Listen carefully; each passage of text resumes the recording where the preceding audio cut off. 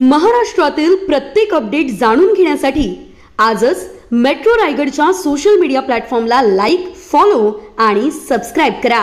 नागोठणे पोलिसांनी 23 वर्षीय तरुणाच्या खुनाचा गुन्हा अवघ्या 24 तासात उघडकीस आणत 3 आरोपींना ताब्यात घेतलं। मृत तरुण कृष्णा नामदेव खंडवी राहणार गौळवाडी, पाबळ, तालुका पेण याचा त्याच्याच पत्नीनं प्रियकर आणि मैत्रिणीच्या मदतीनं कट रचून खून केल्याची माहिती समोर आली आहे। 19 वर्षीय आरोपी दीपाली अशोक निरगुडे, तिचा 21 वर्षीय प्रियकर उमेश सदू महाकाळ आणि त्यांची 19 वर्षीय मैत्रीण सुप्रिया चौधरी यांनी संगनमत करून मृत तरुणाला इंस्टाग्रामच्या माध्यमातून प्रेमाच्या जाळ्यात अडकवलं। इंस्टाग्रामवर बनावट अकाउंट ओपन करून वारगुडे नावाचे खाते उघडून कृष्णाशी संपर्क साधण्यात आला। 10 ऑक्टोबर रोजी कृष्णाला नागोठणे एसटी स्टँडवर बोलावून दोघांनी त्याचं अपहरण केलं आणि नागोठणे येथील वासगावच्या जंगलात नेऊन ओढणीनं गळा आवळून त्याचा खून केला। आरोपीने इतक्यावरच न थांबता मृताच्या उजव्या पायातल्या बुटाची लेस काढून त्याच्या गळ्याभोवती आवळली आणि ओळख पटू नये म्हणून आरोपीने त्याच्या चेहऱ्यावर आणि शरीरावर केमिकल टाकलं आणि मोबाईल फोडून नागोठणे पाली रोडला फेकून दिलं। सुरुवातीला प्रकरण मिसिंग व्यक्तीचं असल्याने कोणताही पुरावा नव्हता, मात्र पोलिसांनी CCTV footage, mobile call details आणि तांत्रिक तपासाच्या आधारे आरोपींना गाठलं। पोलीस अधीक्षक आचल दलाल, अपर पोलीस अधीक्षक अभिजित शिवथरे आणि उपविभागीय अधिकारी प्रसाद गोकुळे यांच्या मार्गदर्शनाखाली सचिन कुलकर्णी, सहाय्यक पोलीस निरीक्षक यांच्या पथकानं ही कारवाई केल्याने नागोठणे पोलीस स्टेशनचे सर्वत्र कौतुक होतंय। सोशल मीडियावरील अपरिचितांवर विश्वास न ठेवण्याचं आवाहन केलंय। कोणतीही संशयास्पद माहिती किंवा व्यक्ती दिसल्यास तात्काळ जवळच्या पोलीस ठाण्याशी संपर्क करावा, असं रायगड पोलिसांकडून नागरिकांना आवाहन करण्यात आलं आहे। कृष्णा नामदेव खंडवी, वय 23 वर्ष, राहणारा गौळवाडा, पोस्ट पाबळ, तालुका पेण, हा दिनांक 10/10/2025 रोजी मिसिंग झाल्याबाबत दिनांक 11 रोजी त्याच्या वडिलांनी या ठिकाणी माहिती दिली।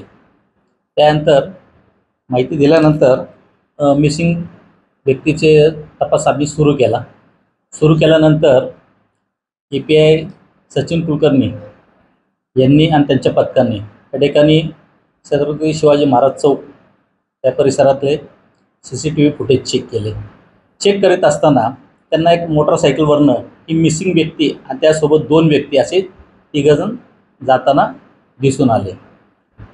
त्या अनुषंगाने आम्ही तपास सुरू केल्यानंतर आम्हाला त्यामध्ये जरा थोडं डाऊटफुल वाटल्यामुळे आम्ही CDR मोबाईलचे CDR काढले। मोबाईलच्या CDRमध्ये आम्हाला काही संशयित नंबर मिळाले। ते संशयित नंबर मिळाल्यावरून आम्ही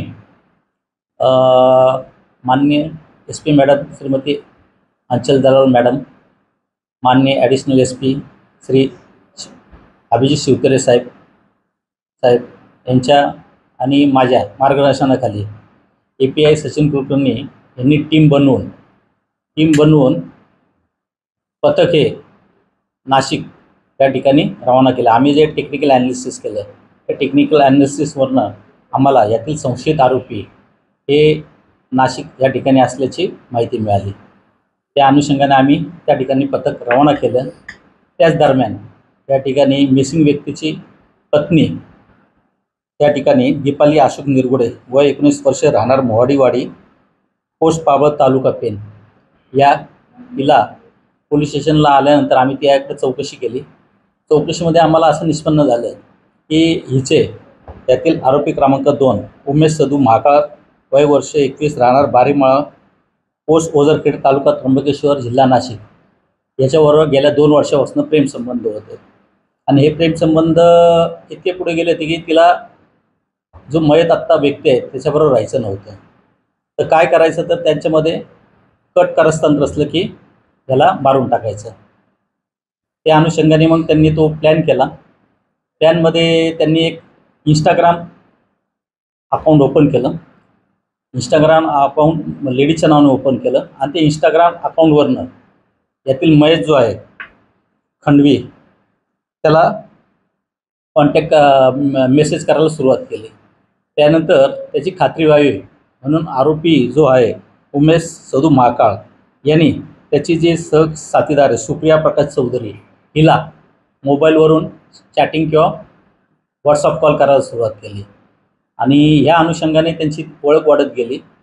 आणि त्याला आता कसा त्याचा काटा काढायचा म्हणून 10 तारखेला त्याला त्या मुलीने सांगितलं की मी नागोठणे एस टी स्टँडवर येते, तुम्हाला त्या ठिकाणी भेट, माझ्याबरोबर माझा भाऊ येईल. त्यानुसार 10 तारखेला सकाळी 10 वाजण्याच्या सुमारास हा आरोपी उमेश सदू महाकाळ व सुप्रिया प्रकाश चौधरी हे नागोठणे एस टी स्टँड या ठिकाणी आले. त्या ठिकाणी आल्यानंतर त्यांनी यातील मैतास फोन करून विचारलं, तू कुठे आहे? तर तो म्हटला आलोच मी. तर थोड्या वेळात तो आल्यानंतर त्यापूर्वी त्या आरोपी नंबर 2 महाकाळ यांनी स्कार्फ आणि रुमाल घेतला. स्कार्फ त्या सुप्रिया चौधरी हिला बांधायला सांगितलं आणि स्वतः त्यांनी रुमाल बांधला. त्यानंतर मयत हा खंडवी आल्यानंतर त्यालासुद्धा स्कार्फ दिला, मास्क दिला आणि ते तिघंजण मोटरसायकलवरनं. त्यामध्ये सुप्रिया चौधरी ही बोलली की माझे भाऊ आणि वहिनी ज्या ठिकाणी प्रेम करतात आपण त्या ठिकाणी जाऊ. अशा प्रकारे हे तिघंजण गाडीवर बसून निघून गेले. ते 10 वाजण्याच्या सुमारास निघून गेले. त्यानंतर 10:27 दरम्यान आम्ही जेव्हा चेक केलं, ॲनालिसिस केलं, तर मैताचा मोबाईल त्यामध्ये आम्हाला स्विच ऑफ मिळून आला. स्विच ऑफ मिळून आल्यानंतर API सचिन कुलकर्णी यांना त्यामध्ये डाऊट आला की बाबा मोबाईल का बंद आहे. तर त्या अनुषंगाने आम्ही तपासाची सूत्र चालू केली. यामध्ये आम्हाला आमच्या वरिष्ठांच्या मार्गदर्शनाखाली आम्ही ॲनालिसिस केल्यानंतर एक टीम तात्काळ नाशिकला रवाना केले. नाशिक या ठिकाणी रवाना केल्यानंतर टीमच्या मदतीने आम्ही जे 2 नंबरचा आरोपी उमेश महाकाळ आणि सुप्रिया चौधरी यांना ताब्यात घेतलं. ताब्यात घेऊन त्यांना आज रोजी पोलीस स्टेशनला आल्यानंतर त्यांच्याकडे चौकशी केल्यानंतर त्यांनी गुन्ह्याची कबुली दिली. तसेच मैताची पत्नी ही दीपाली निरगुडे हिनेसुद्धा गुन्ह्याची कबुली दिली आणि प्रेमात अडसर येतो म्हणून त्या तिघांनी मिळून मयत खंडवी याचं कट कारस्थान करून त्याचा खून केला. Subscribe now and press the bell icon. Never miss an update.